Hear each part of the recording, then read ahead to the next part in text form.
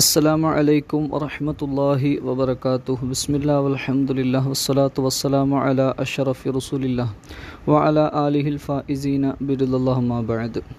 ഏറ്റവും ബഹുമാനം നിറഞ്ഞ മുഅ്മിനീങ്ങളെ, അല്ലാഹു സുബ്ഹാനഹു വ തആല നമ്മുടെ സുകൃതങ്ങളൊക്കെലവും നമ്മിൽ നിന്നും കബൂൽ ചെയ്യട്ടെ. ആമീൻ യാ റബ്ബൽ ആലമീൻ.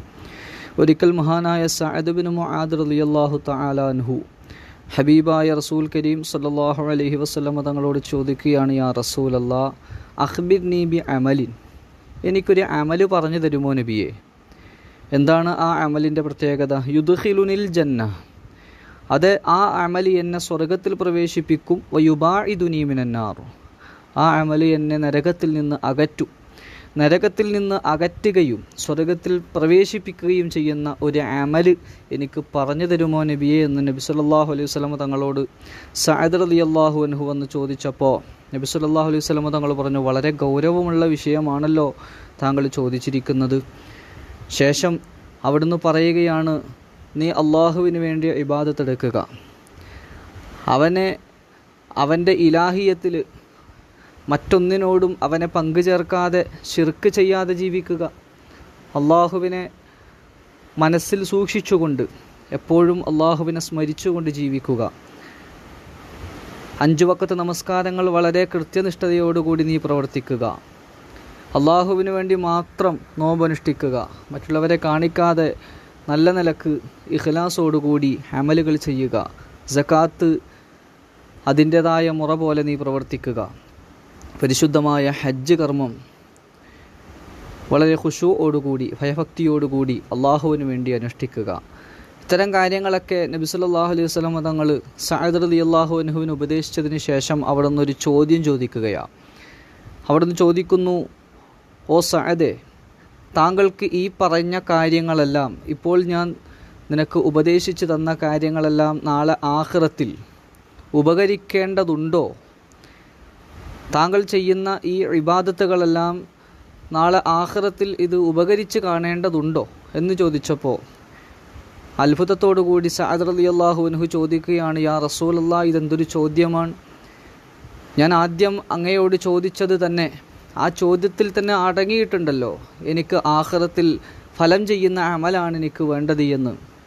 എന്നെ സ്വർഗത്തിൽ പ്രവേശിപ്പിക്കുകയും നരകത്തിൽ നിന്ന് അകറ്റി നിർത്തുകയും ചെയ്യുന്ന ഒരു അമലാണല്ലോ ഞാൻ അങ്ങയോട് ആവശ്യപ്പെട്ടത്, അതിൽ തന്നെ ആ കാര്യം അടങ്ങിയിട്ടുണ്ടല്ലോ നബിയെ എന്ന് പറഞ്ഞപ്പോൾ നബി സല്ലല്ലാഹു അലൈഹി വസല്ലം തങ്ങൾ അതിനുശേഷം പറഞ്ഞ ആ ഒരു കാര്യം ആ സ്വഹാബിക്കെന്നല്ല, ആ സ്വഹാബിക്ക് ശേഷം ലോകാവസാനം വരെ വരുന്ന ദശകോടി കണക്കിന് ജനങ്ങൾക്ക് ഒന്നടങ്കം ഉപദേശമായിട്ട് നബി സല്ലല്ലാഹു അലൈഹി വസല്ലം തങ്ങൾ പറയുകയാണ്, അവിടുത്തെ കൈകൊണ്ട് ജീവിതത്തിൽ ഇന്നേ വരെ അസത്യത്തിൻ്റെ ലാഞ്ചന പോലും തൊട്ടു തീണ്ടിയിട്ടില്ലാത്ത റിസാലത്തിൻ്റെ നാവ് പുറത്തേക്ക് പിടിച്ചുകൊണ്ട് നബി സല്ലല്ലാഹു അലൈഹി വസല്ലം തങ്ങൾ പറയുകയാണ്, കുഫ അലൈക ഹാദാ, ഈ ഇബാദത്തുകളെല്ലാം, ഈ അമലുകളെല്ലാം നിനക്ക് നാളെ ആഖിറത്തിൽ ഗുണം ചെയ്യുന്നതായിട്ട് ഫലം ചെയ്യുന്ന അവസ്ഥയിൽ വരണമെങ്കിൽ ഈ ഒരു അവയവത്തെ നീ സൂക്ഷിക്കണം സഅദേ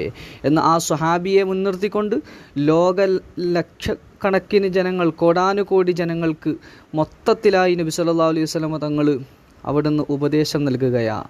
അതുതന്നെയാണ് നമ്മുടെ അമലിൻ്റെ വിജയത്തിൻ്റെ അടിസ്ഥാനം എന്ന് പറയുന്നത്, ഈ നാവ് സൂക്ഷിക്കുക എന്നുള്ളതാണ്. ശേഷം മഹാനവറുകൾ ചോദിക്കുകയാണ്, നബിയെ, ഈ നാവ് അത്രത്തോളം ഗൗരവമുള്ള ഒരു അവയവമാണോ?